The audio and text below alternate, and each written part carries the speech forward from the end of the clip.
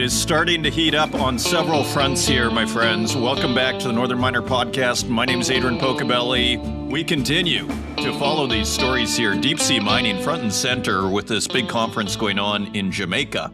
60 Minutes, Financial Times, with big stories here. This whole deep sea mining issue, it is becoming a major topic. It always was. Last year, I remember around this time, we were discussing it because, of course, they have this meeting annually. I believe it was in Jamaica last year as well. And it seems like there was interest out there a year ago. Now it's like, as I was mentioning last week, the ISA seems to be saying to itself, the International Seabed Authority, we better get on top of this because otherwise it's just going to be a free-for-all here. The countries are moving without them, including Norway, I might add. It's not just China and Russia. Now, there's an important issue at work here, which really is a bit of a preview of probably what we're going to see on the moon, which is this idea of international waters, the so-called high seas. And this is where a lot of the issues are happening. And interestingly, as 60 Minutes did a deep dive here on Sunday on this whole story, because the United States have not signed up to the Law of the Sea Convention, they, interestingly, from a UN perspective, have no rights in the sea. So there is this battle right now between, to put it bluntly, between the Heritage Foundation, what you might call the ideological right, and again, I'm not saying that with any judgment, but what we might call the ideological right that ultimately we shouldn't be, as the representative of the Heritage Foundation said in the 60 Minutes report, that ultimately, the United States should not be giving its power away to an unelected bureaucracy at the UN. So there's this argument between the Heritage Foundation, we might say, and what you might call the pragmatists, the ideologists and the pragmatists, which I would argue is something we've been seeing. It's kind of a feature, if one had to generalize, of our current political landscape. One could argue, without delving into politics here, because now there are a whole host of people within the military, the pragmatists, who are saying, let's sign up to this thing, to this Law of the Sea Convention, so that we can legally mine, because there are organizations like Lockheed Martin that have had basically parcels in the high seas that they have lined up for themselves, and they don't do anything because there's too much uncertainty from a regulatory point of view. So business wants to sign up to this Law of the Seas Convention, but as long as the United States refuses, they are basically shut out. At least this is the argument. I think the Heritage Foundation says, well, we can do whatever we want. So more of a free-for-all, interestingly. So, it's, again, another feature, we might say, of the political landscape without entering any judgment here, but just as an observation. One could argue, is this tension between nation states and internationalism? And I believe we're seeing it really highlighted here in bold with the high seas. Again, international waters, and one can only imagine this is a preview of what we're going to see on the moon. And you might think that that's far away, but didn't deep sea mining even a year ago seem like a 3 or 4 or 5 year horizon? And here we are a year later, even the likes of Norway are kind of getting hyped up. Now, there's an important point. Norway, it looks like they're doing it on their continental shelf, so within their sovereign territory, according to the UN and the Law of the Seas Convention. Interestingly, the Financial Times yesterday, on Monday, published this article, China and Russia Challenge U.S. Claim to Mineral-Rich Stretches of Seabed.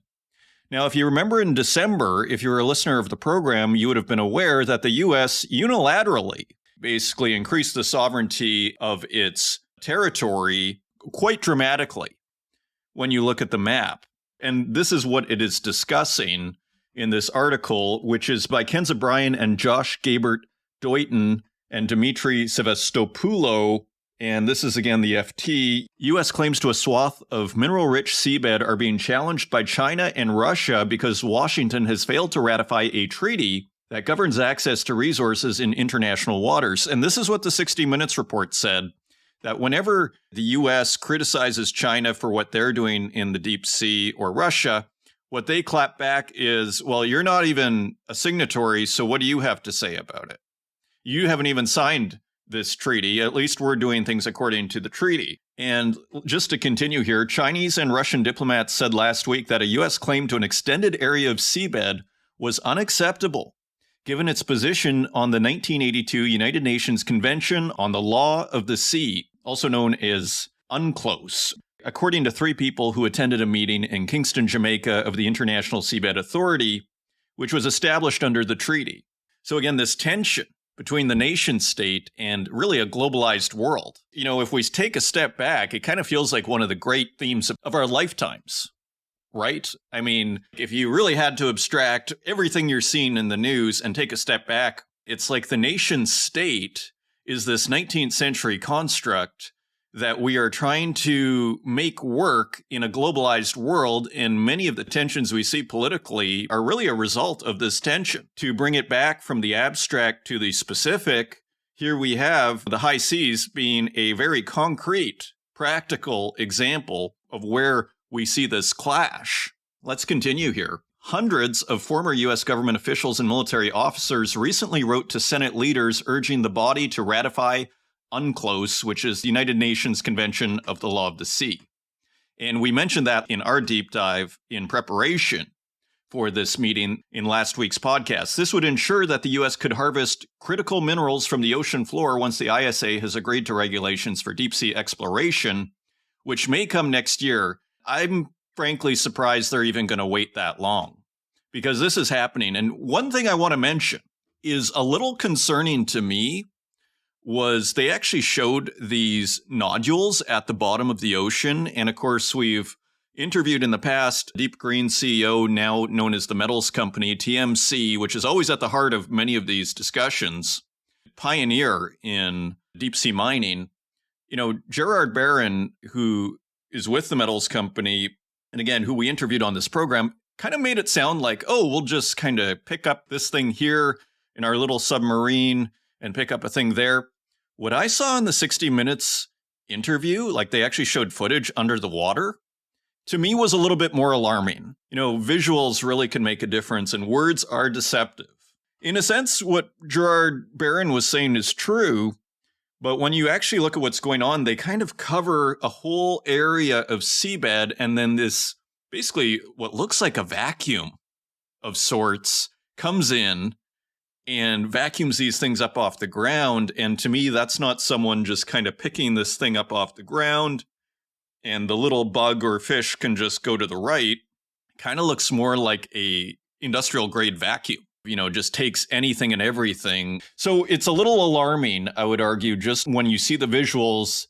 I would argue you start to understand the environmental point of view a little bit more. So visuals are incredibly important. Let's continue here. The signatories included Democratic former Secretary of State Hillary Clinton, Republican former Deputy Secretary of State John Negroponte, who was actually interviewed in the 60 Minutes piece, and Dennis Blair, a former National Intelligence Director and retired admiral. The Chinese and Russian objections came after the U.S. in December said it would extend its jurisdiction over a resource-rich seabed area that makes up its continental shelf.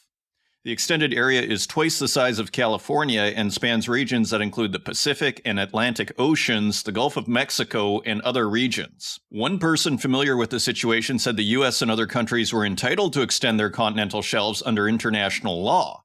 Under what pretext? He said the Chinese and Russian delegations to the ISA conference expressed opposition, which prompted a rebuttal from the U.S. delegation, which only has observer status because Washington has not ratified UNCLOS. So my only question with that would be, if it was totally legal and all in accordance with international law, why did they wait so long?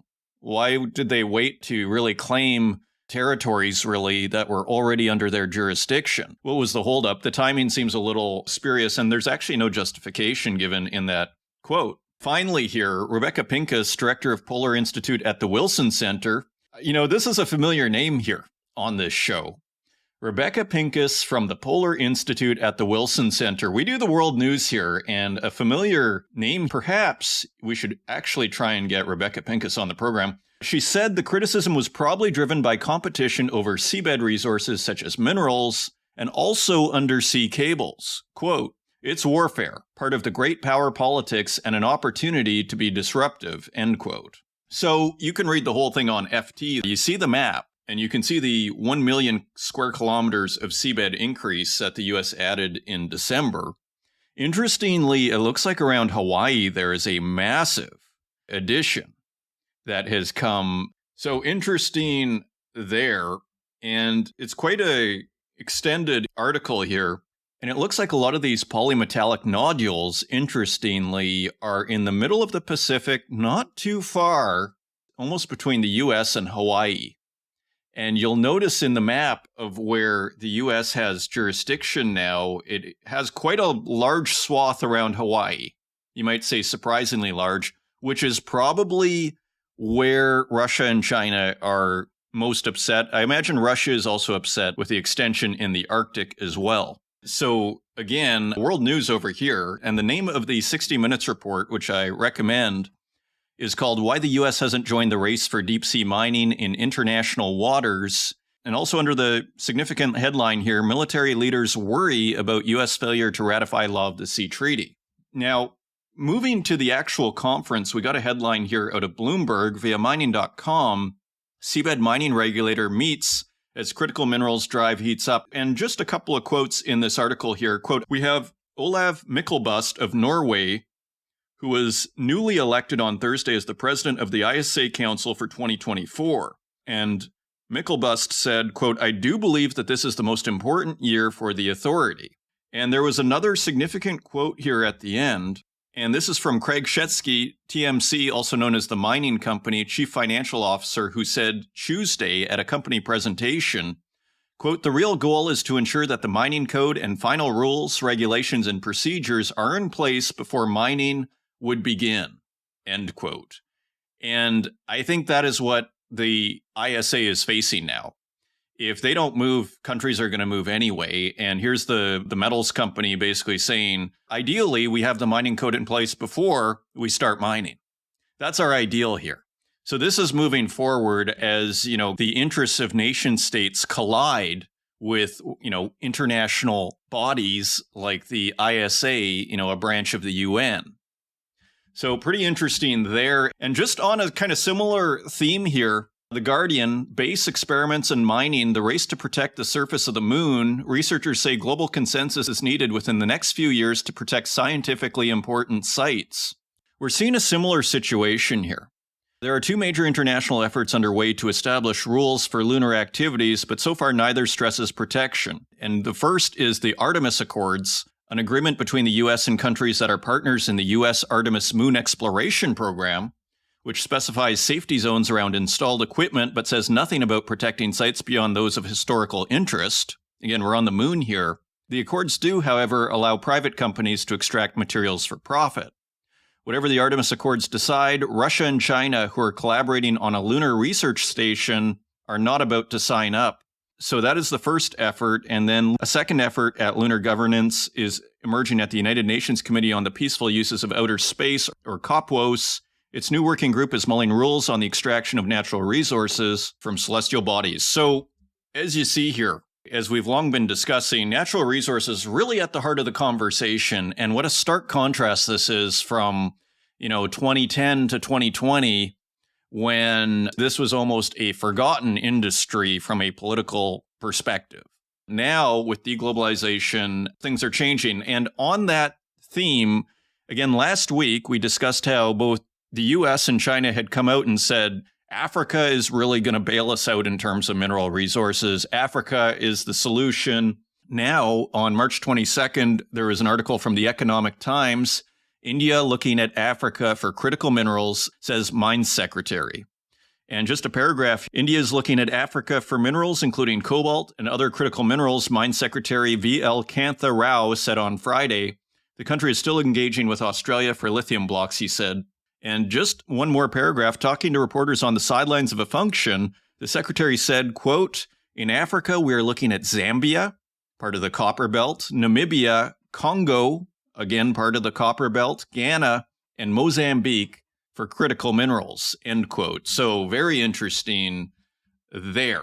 Now, on that topic, there was an interesting headline out of Reuters. This was an exclusive on March 22nd. UAE conglomerate seeks to gatecrash China's JCHX Zambian copper deal. Now, we've seen the copper break out above $4. It's now back at $4, interestingly. Perhaps a retrace to the breakout, as technical analyst Gareth Holloway puts it, back to the scene of the crime here at $4. And so interestingly, the UAE is making a play in the last week here, just a few days ago, on this deal that China's JCHX was trying to wrap up in Zambia.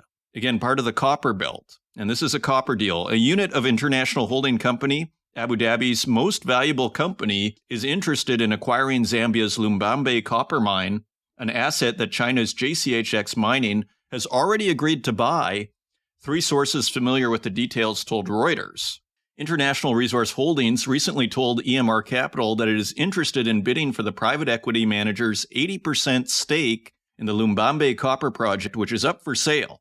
A development that may complicate a sales process that's already underway, two of the sources said. So one wonders if the breakout in copper prices, as well as in gold, which is above $2,200 as I speak here, if that has sharpened the minds somewhat, and all of a sudden Abu Dhabi or the UAE is making a move on this copper deposit in Zambia. Now, while we're in Africa here, also there was a Senegal election. So opposition Bassirou Diomaye Faye leads race for presidency, according to reports on BBC. So the former president who tried to delay the election to December has conceded. So now it's just a matter of figuring out who actually won here. And it looks like Bassirou Diomaye Faye is in the lead. Now, you may vaguely remember that name, because we had an article that we were reading a couple of weeks ago.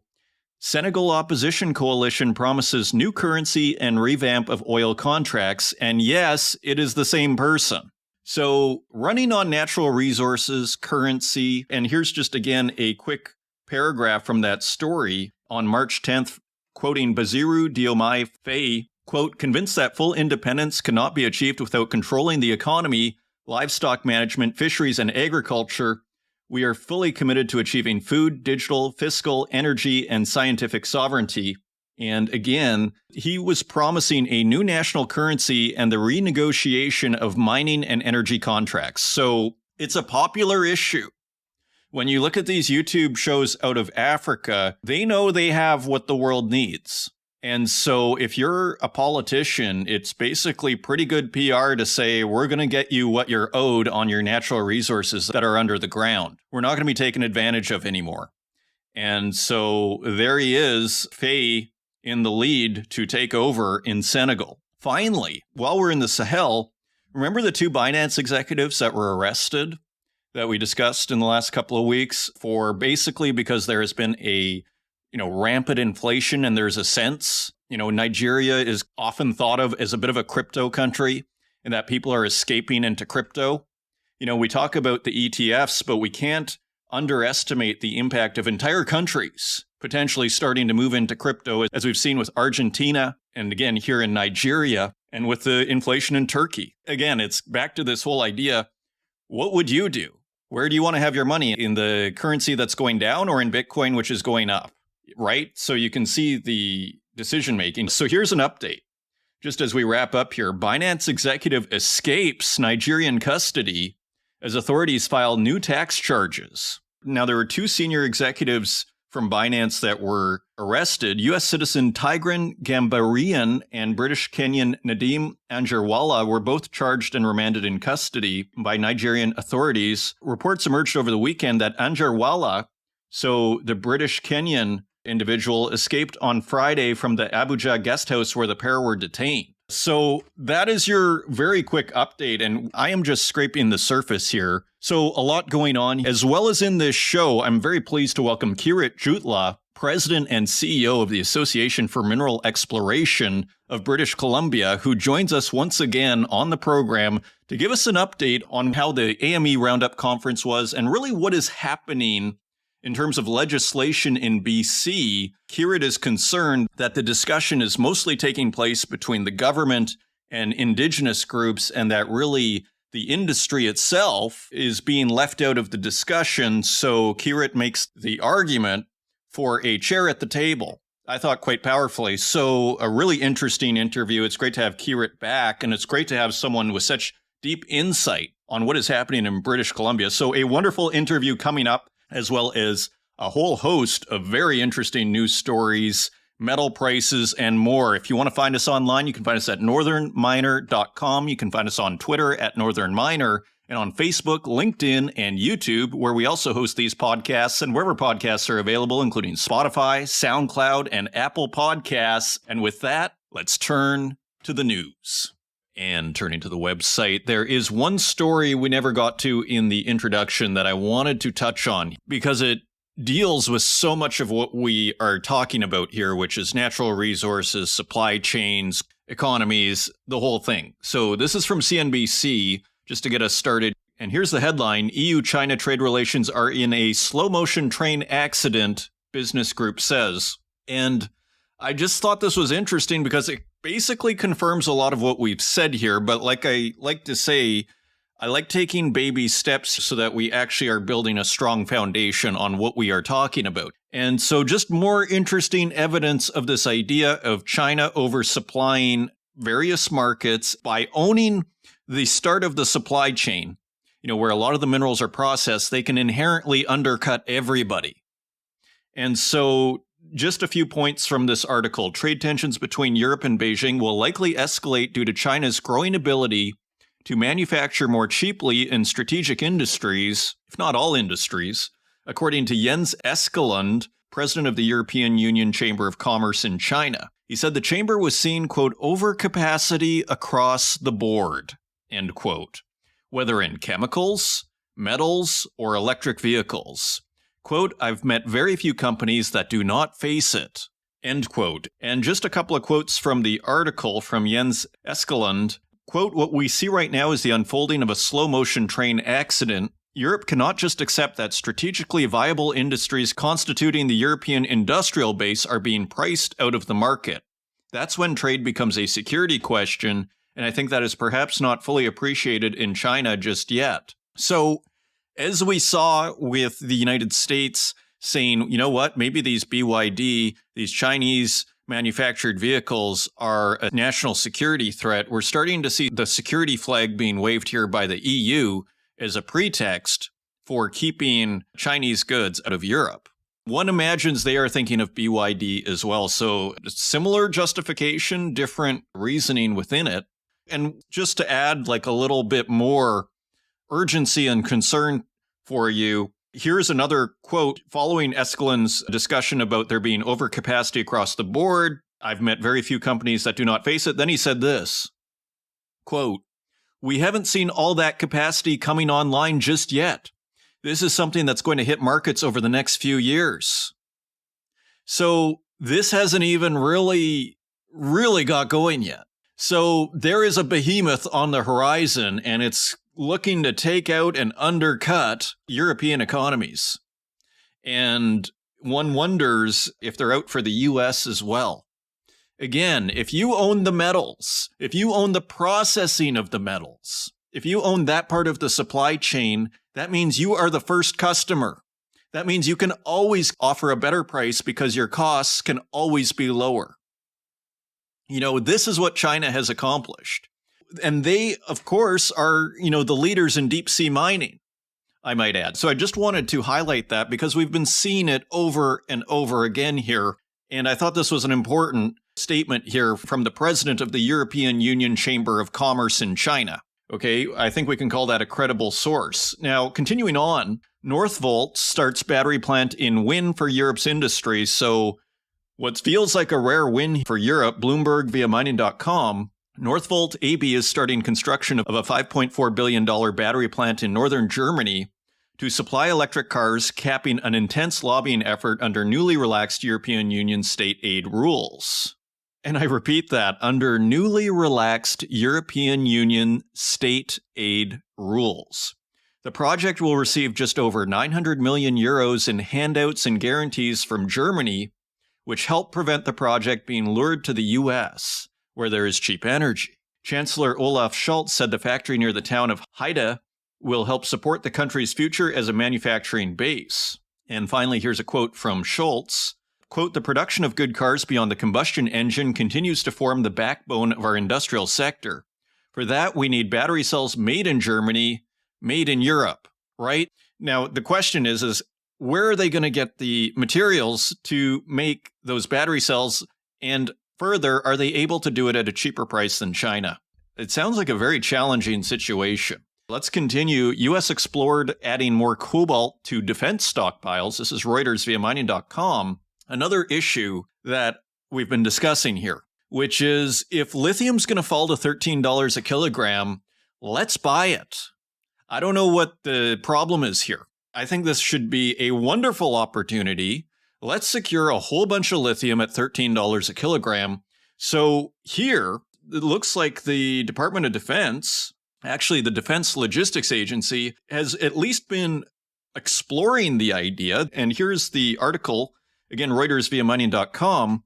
The U.S. looked into buying cobalt for defense stockpiles last year, three sources with knowledge of the matter said, adding the Defense Logistics Agency, or DLA, could consider purchases in the future despite deciding against them in its latest plans. So they did not actually buy any. Any increase in cobalt holdings would be aimed at reducing reliance on China, which dominates the processing of the material used to make missiles, aerospace parts, magnets for communication, and radar and guidance systems. So again, what we see again with nickel and Indonesia and Chinese money really helping fund Indonesia's flooding of the nickel market, I would argue the real solution to that is stockpiling. Hey, you want to sell us nickel at $7 a pound? We'll buy all of it. We'll print a bunch of money and we'll buy all of it and we'll see how you like flooding the market. I don't know why they don't do that. So they're discussing at least the idea of buying some cobalt. There is an exploration into the idea. Cobalt is also used to make batteries that power electric vehicles. And just a final paragraph here, the DLA stockpiling plans, which run from October 2023 to September 2024, did not include cobalt, surprising the market, which had expected the 60% price drop to around $16 a pound since May 2022 to incentivize purchases. So even the market was expecting some stockpiling. DLA spokesperson Joe Yazwa said, quote, DLA conducts critical material supply chain assessments biennially to determine national defense stockpile requirements. So every 2 years, they reassess. I mean, with the markets moving like they have, look at where nickel was 2 years ago. It was something like $21 a pound, and now where are we at $7 a pound? We'll see in metal prices. You know, it harkens back to what we're hearing from the former Undersecretary of Mining and Sustainability in Argentina, Juan Basset, just, 3 or 4 weeks ago here, that we need to be thinking with a little bit more urgency here and not do a every 2-year reassessment. And finally, the quote said, cobalt is not currently presenting as a vulnerability requiring stockpiling. Should that change in the future, DLA will reassess and make an appropriate recommendation on stockpiling to the Undersecretary of Defense for Acquisition and Sustainment. So there's not a problem in cobalt, according to the DLA. Now, continuing on here, Freeport, Barrick, and Newmont among winners in nearly $500 million for clean energy. Let's see what it says here. This is a staff writer at the Northern Miner. The Biden administration is granting almost $500 million to clean energy projects run by Freeport-McMoRan, the Nevada Gold Mines partnership of Barrick Gold and Newmont, and 3 others on exhausted coal mines. So it looks like they want to add solar, microgrids, pumped storage hydropower to geothermal and battery energy storage systems. And we have a quote here from Jennifer Granholm, the U.S. Secretary of Energy, who said in a press release, quote, the communities that have powered our nation for the past 100 years should power our nation for the next 100 years. The department is helping deploy clean energy solutions on current and former mine land across the country, supporting jobs and economic development in the areas hit hardest by our evolving energy landscape. One wonders, is this how, the groups that have traditionally been anti-mining, I don't know if Jennifer Granholm would be in that group, but not necessarily super favorable. If this is the way they're going to do it, it's like, well, if we give environmental cover where all of a sudden these are green mines, then we can all be for mining again. It kind of makes you wonder if that is the way, the kind of rhetorical way we're going to kind of change our minds on this while saving face, so to speak, on this whole issue. Another headline here, Barrick keen to seek new gold copper deposits in DRC. So the Democratic Republic of Congo continues to look like a major, if not the major, power center of mining in Africa. I am saying that just based on stories I see here. But the DRC, again, just feels very front and center, right in the heart of Africa there in so many of these conversations. And you see neighboring Zambia, it's almost like a Me Too thing going on. You get the sense that it also wants to do the same thing that the DRC is doing. So here's a story by Bruno Venditti. Barrick Gold announced on Wednesday that it was prepared to explore new gold and copper deposits in the Democratic Republic of Congo in partnership with the government. The Canadian miner aims to explore the region following its success with the Kibali gold mine in the northeast DRC. The mine yielded 343 ounces of gold in 2023, representing nearly 8.5% of the company's output last year. Pretty significant.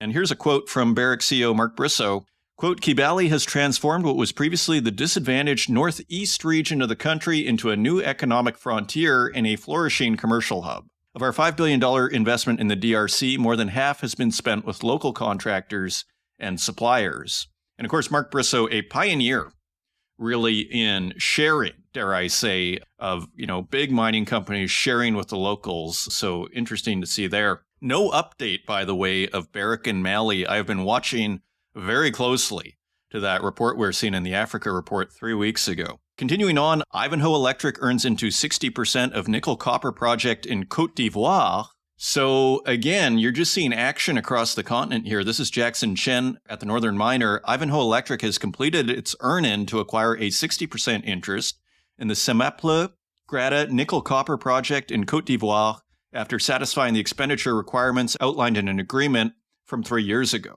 The completion of the earn-in, which required Ivanhoe to spend $25 million on exploration by March 2024, now makes the Semaple Grata project a 60-40 joint venture between Ivanhoe Electric and Sama Resources, with Ivanhoe owning 22% of the common shares of Sama.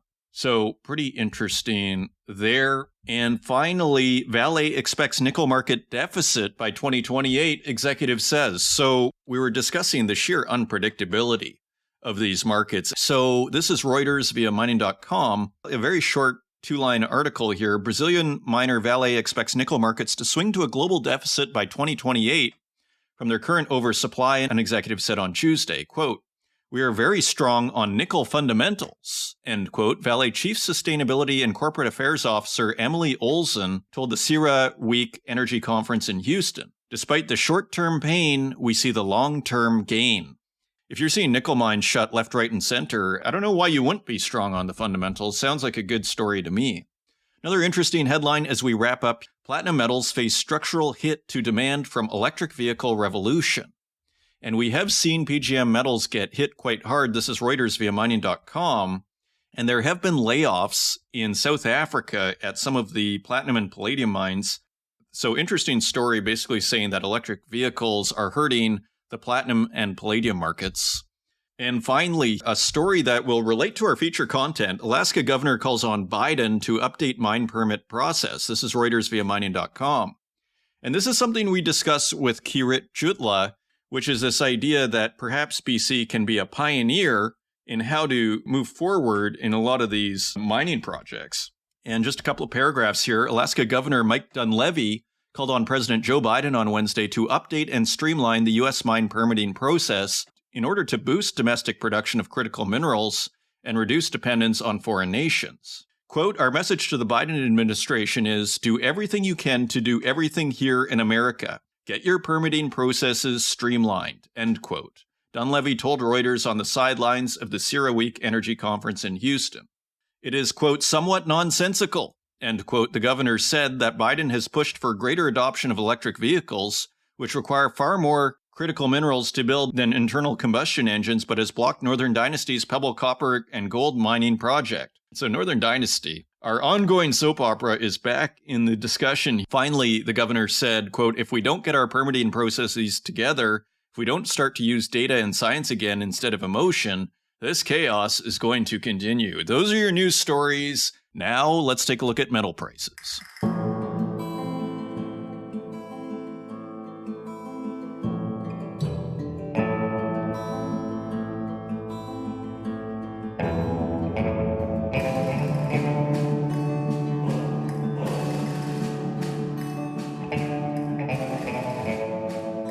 And turning to metal prices, let's take a quick look at the bond market for context. The U.S. 10-year bond is yielding 4.23%. That is down 0.09% from last week.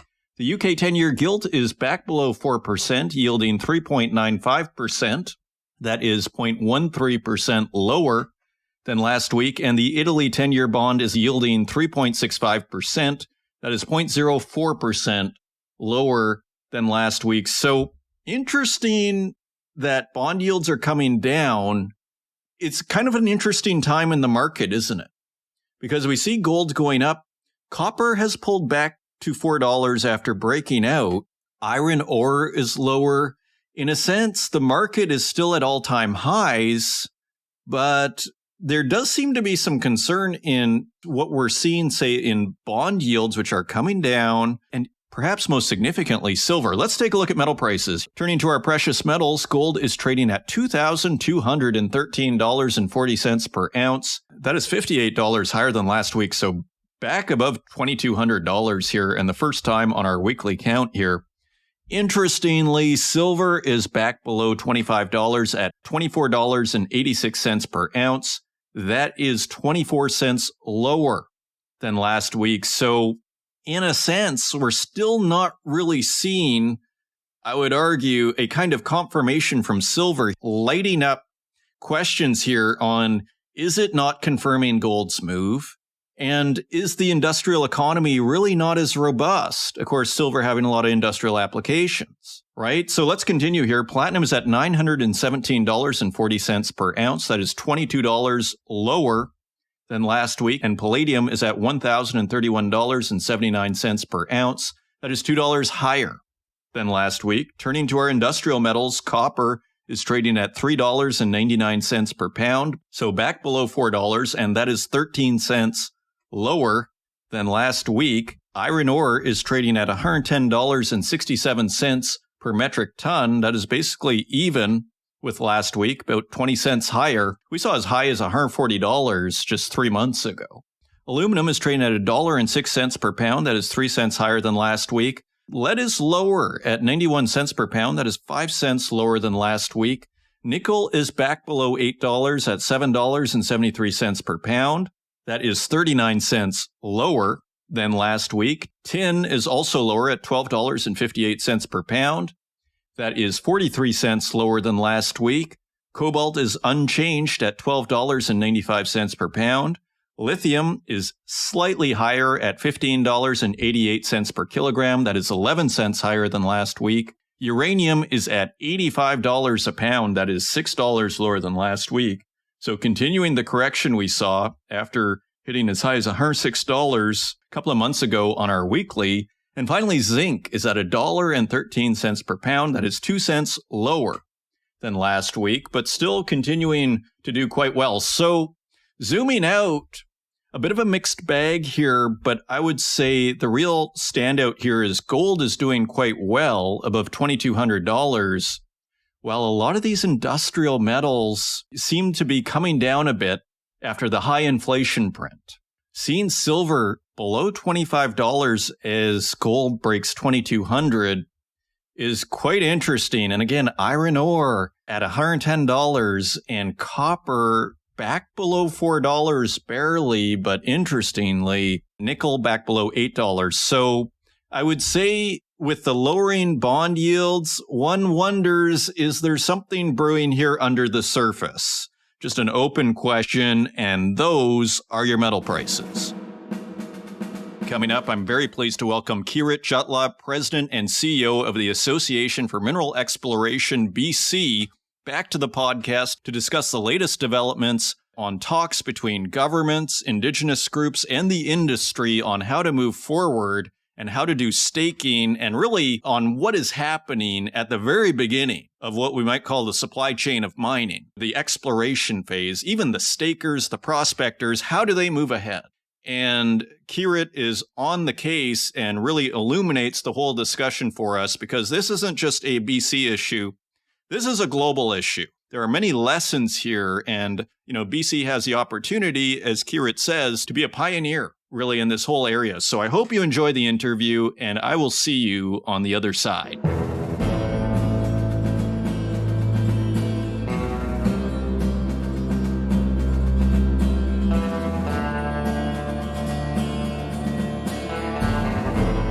Joining us today, I'm very pleased to welcome back to the show Keerit Jutla, Association for Mineral Exploration President and CEO, back to the Northern Miner Podcast. Keerit, welcome back. Hi, Adrian. Thank you, and happy to be back. Well, it's awesome to have you. We just talked to you recently leading up to the AME BC conference, the AME Roundup, and it sounded like there was a lot going on and a lot has happened since then. But before we get into it, how was AME Roundup this year? It was your first as president and CEO of AME BC. Absolutely. It was my first, and I can see why this is such a key and important event. It was just phenomenal. It was over 6,200 people there from 41 different countries. It was amazing. The conversations, not only with our members, but also Indigenous leadership, folks from all over the world who are interested in BC, students. It was an incredible experience. So I'm very excited already for the next one. So Roundup was great. And after that, was at the PDAC conference in Toronto for about a week. Another amazing conference, over 20,000 people. And I think with both, it's just amazing how much energy and excitement there is, not only in BC, but in Canada and internationally, for just the great potential that Canada and BC have in mining and mineral exploration. So it's been a great time since our last chat, Adrian. Yes, it has been a busy couple of months. Now, just before we move on, in terms of the conversation, I assume you've been going to mining conferences for a while now, or at least you've been involved with natural resources. How have you seen the conversation change, say, this year compared to previous years? Right. The conversation, I think, is just changing for a bit more with respect to what's the certainty now with respect to, the regulatory regime, not only in BC, but all across Canada, right? Like I said before, geopolitically, critical minerals are so important now, right? And I think we've seen that acknowledgement from Canada and from BC. But at both conferences, and not only these two conferences, but when I was in London for Resourcing Tomorrow, folks from Europe and our allies are really looking to us for that critical mineral secure value chain. And I think now the conversations are really, how are we going to build a system that works, that is predictable, that is certain? How are we going to have a regulatory regime that has reconciliation as a key pillar, and also one that keeps our industry, very competitive? So it's been really interesting for those conversations to have so many different elements that are involved with it now. Previously, it would just kind of be, what are the permitting timelines and what's the access to capital? But now all these conversations are with geopolitical issues, reconciliation, environmental sustainability, access to capital, supporting our allies with our critical minerals. So it's been amazing in terms of the breadth of conversation here. And, now looking at how are we going to make sure that we factor all of these considerations into conversations we're having with government, so we make sure we build the right things for a successful mineral economy. It's interesting how you say that. It's almost as if there is a heightened sense of responsibility, almost as things kind of become more urgent. As you say, geopolitically, like in a sense, this went from being, you could argue, an industry not that different from any other, people trying to make money, there's jobs, there's talk about where things are going, to something that's, taken a bit more, again, urgency is the word I feel kind of works here, and almost an increased sense of responsibility. What do you think about that? No, that's a great way to look at it. And absolutely, that greater sense of responsibility and urgency for action and for doing it in a way that is not rushed and that we do it right. So there is that urgency, and we hear it from our different contacts and members and relationships that we have across Canada, across North America, and in Europe, that there is a need, an urgent need for that critical mineral value chain, right? And domestically, we do have that urgent need and conversation for building something that is reconciliation centric, that respects Indigenous rights, but also one that ensures that we have a sustainable and thriving economy, right? So that responsibility to ensure that whatever we build it in a balanced, transparent, and fair way, considering how many different important priorities we are looking at. And what I'm happy to see now is I think the government's understanding that, hey, yeah, there's a lot of things that we need to consider here. We need to make sure that, we slow down and we engage all stakeholders the right way. And, we're looking forward to assisting the government in doing that. So it's going to be really interesting for how these conversations play out. And I'm excited to continue that. Okay, excellent. And you mentioned reconciliation, and we discussed that as well when we last talked. How is, in very broad terms, how is the conversation going with reconciliation? Is there a sense of progress? Is there a sense of getting barriers that cannot be surpassed? Where are we in the reconciliation discussion? Right. With respect to, AME and mineral exploration, reconciliation and the commitment to the DRIPA principles have been very important for AME, right? Like in AME, like many other companies and, and folks across BC endorsed the DRIPA principles and the DRIPA Declaration Act in 2019. Where we're at now is looking at, okay, how are we going to build those legislation, those regulatory requirements? How are we going to build an online staking model that now advances those principles, but also does it in a way that also considers the industry needs, right? It also considers any sustainability issues with folks who already have, let's say, tenure claims. And how are we doing it in a way that's balanced and fair for everyone? Right? Our members comprise of both Indigenous and non-Indigenous folks, as well as nations who have an active interest in mineral exploration and mining. And we always encourage our members, hey, it's really important to build solid relationships with Indigenous peoples, even if you are just doing non-invasive exploring, right? Where now the conversation is so important that it goes to is that groups like ours have a seat at the table when we are building these now new regulatory frameworks and new policies. I think we've seen what happens when that doesn't occur, like with the Land Act amendments that came out very quick. And then the government understood, hey, we need to make sure we get industry engagement. Let's do it right.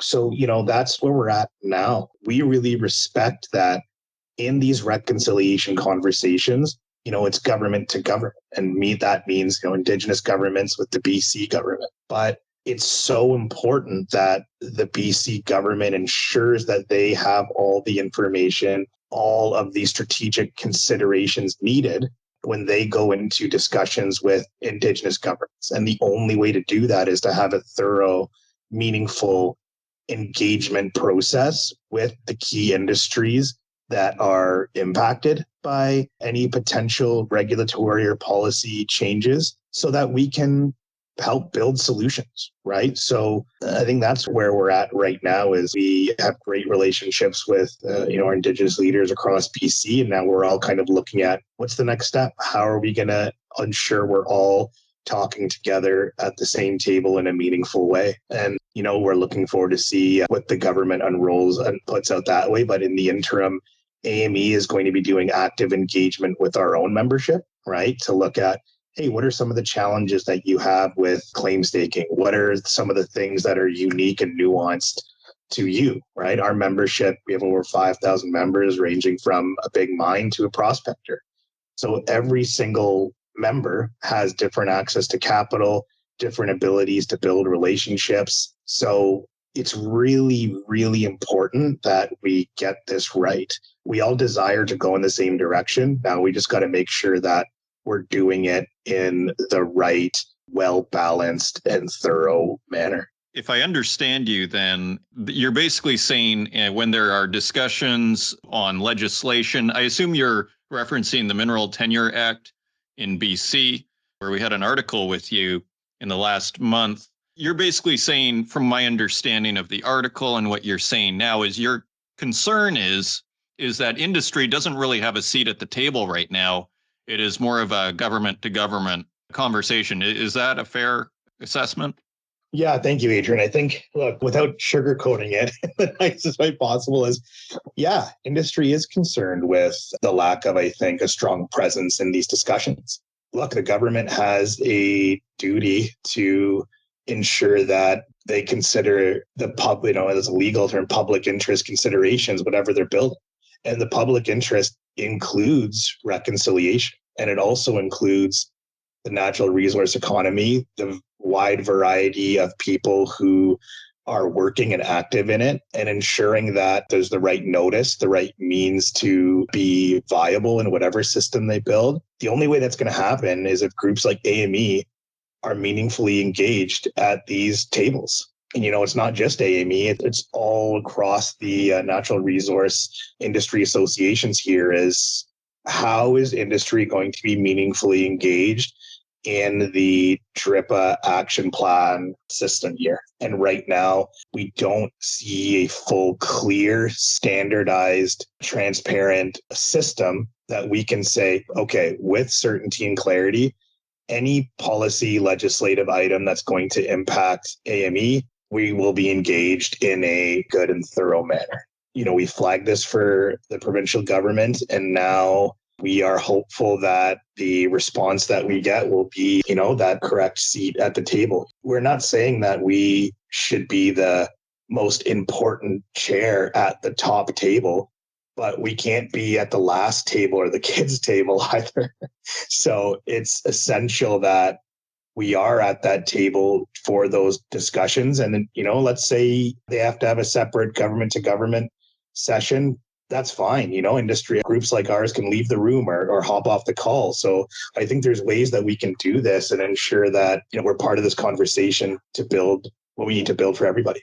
Well, it would stand to reason, and it seems like it would only be common sense if you are going to try and craft resource legislation that, miners would somehow be involved within that discussion. And like you say, maybe helping craft that discussion and what the concerns are from the people that really are digging these ores out of the ground. So very interesting here. Okay, so for the person that, maybe the student in Arizona or our friends in Australia, what is going on in BC? What is the Mineral Tenure Act? What are they trying to do? Why is there a need to do anything? Like, what is going on in BC right now?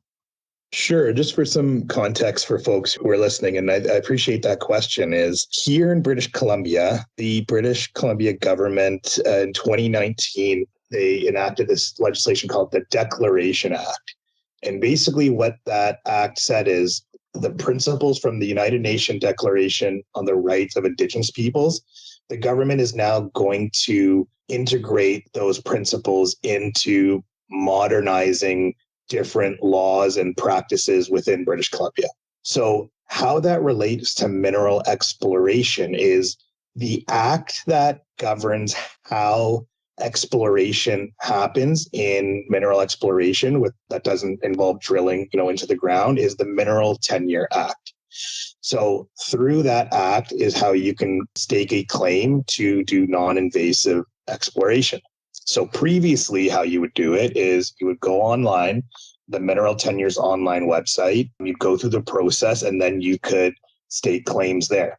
Now, there was a court case, and what that court case then said was, hey, now what has to happen is there's what's called a duty to consult Indigenous peoples in that claim staking process.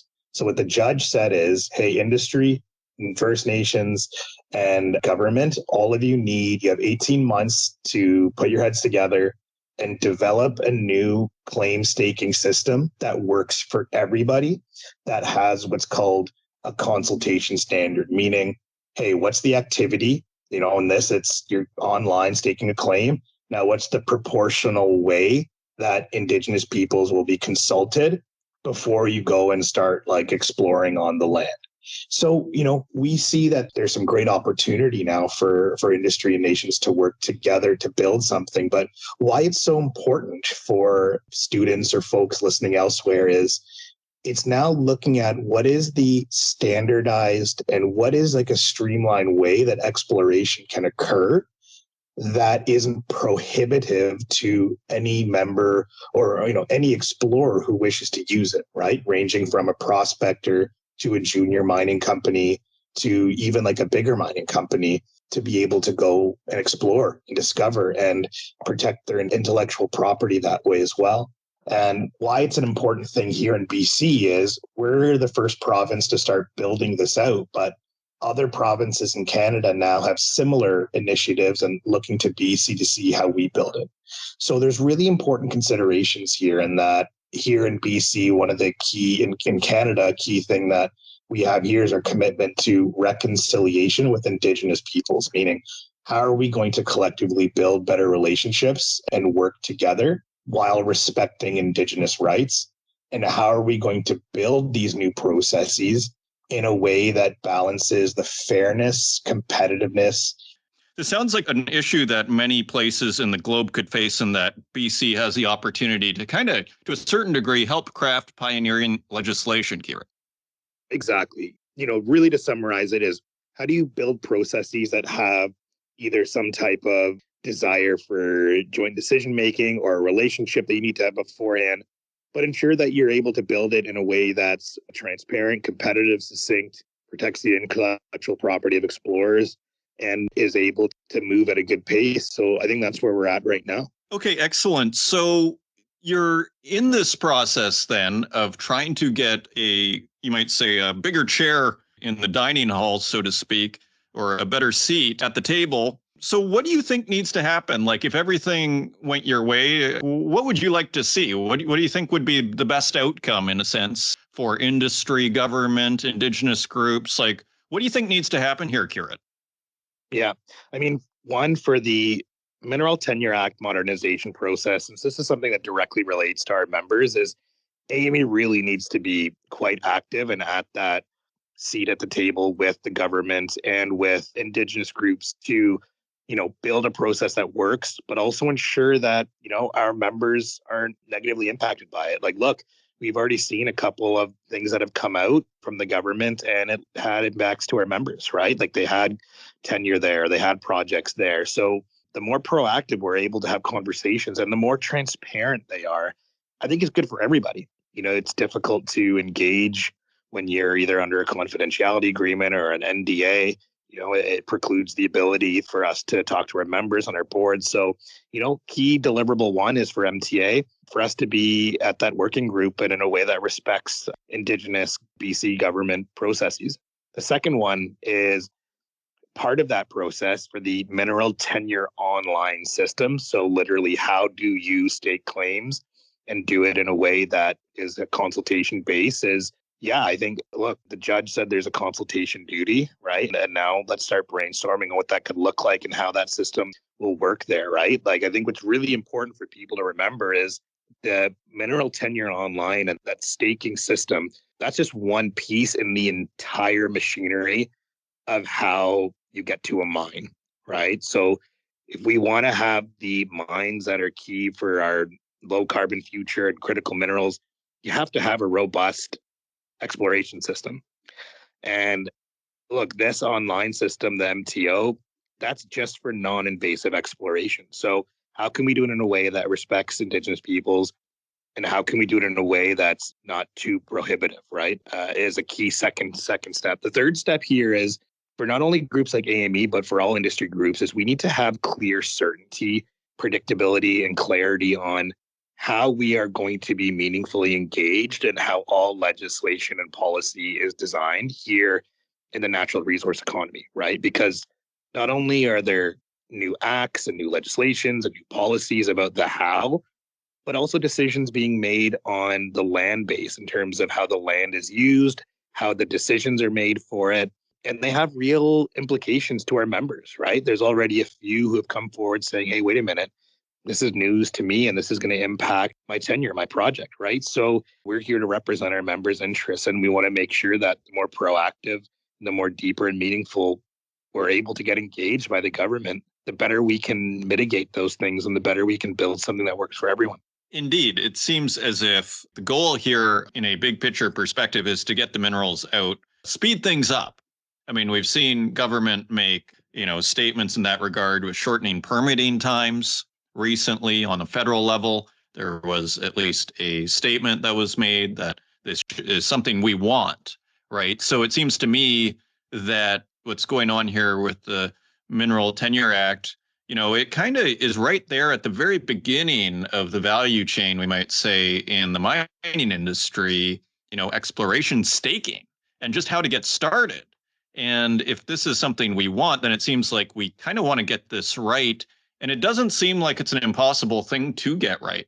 Exactly. Like, look, there's some low hanging fruit here in building out an online staking system, right? Whether it's when you stake a claim, letters go out to the impacted nations, or, that there is a sub step by which you can, discuss. But, effectively, I almost could sometimes consider is like this is almost like a pre-exploration stage. Is how are you actually able just to go and explore and just verify some of your, the analysis that is done right into a parcel? I think if we want to talk about deeper type of agreements or consent-based standards, yeah, let's maybe talk about them when you start drilling and when you are actually looking to develop a mine. But you can't have those great equity deals between nations and proponents, or between nations and exploration companies, if you don't have exploration happening, period.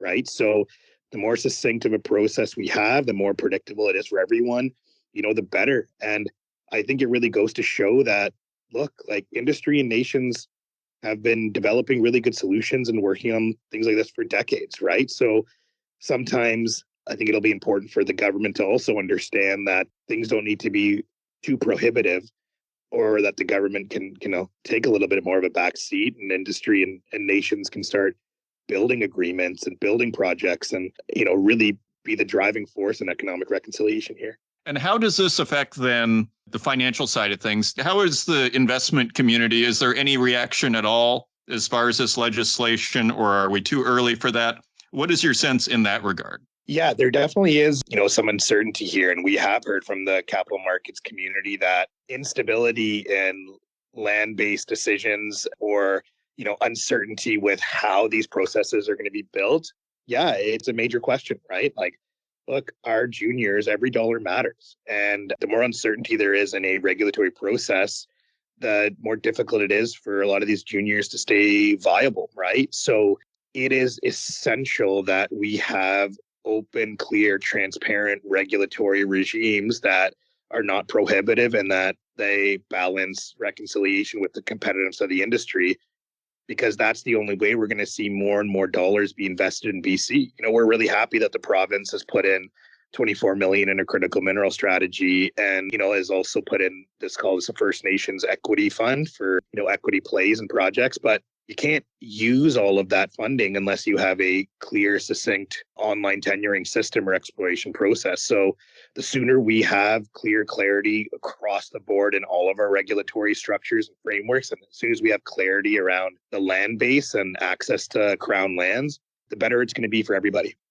Okay, excellent. And just as a final question, so, if I had to guess, is what's going on here, is this kind of like a land sovereignty issue, in the sense that you're saying basically, maybe if you're a prospector, you shouldn't have to ask for permission, in a sense, to go on certain lands to see what's going on?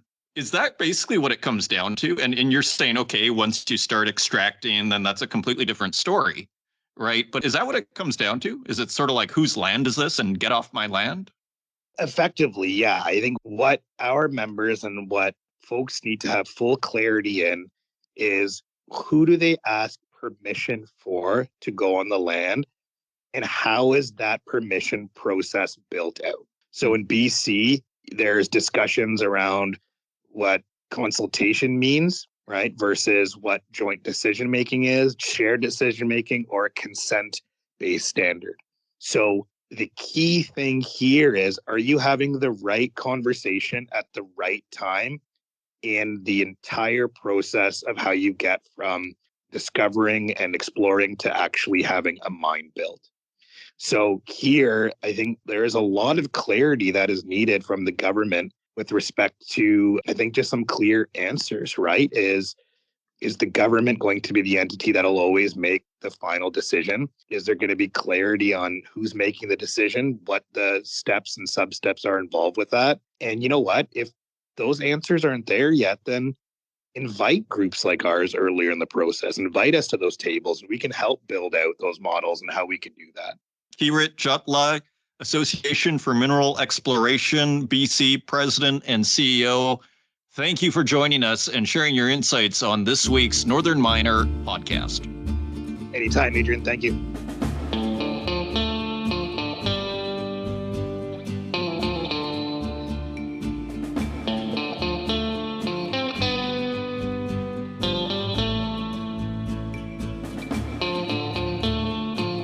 Thank you once again to Keerit Jutla for a very interesting and illuminating discussion on what is happening at AME, as well as what is happening between legislators, Indigenous groups, and the mining community as far as new legislation is concerned. And thank you, dear listener, for joining us once again on the Northern Miner Podcast. I hope you enjoyed the show.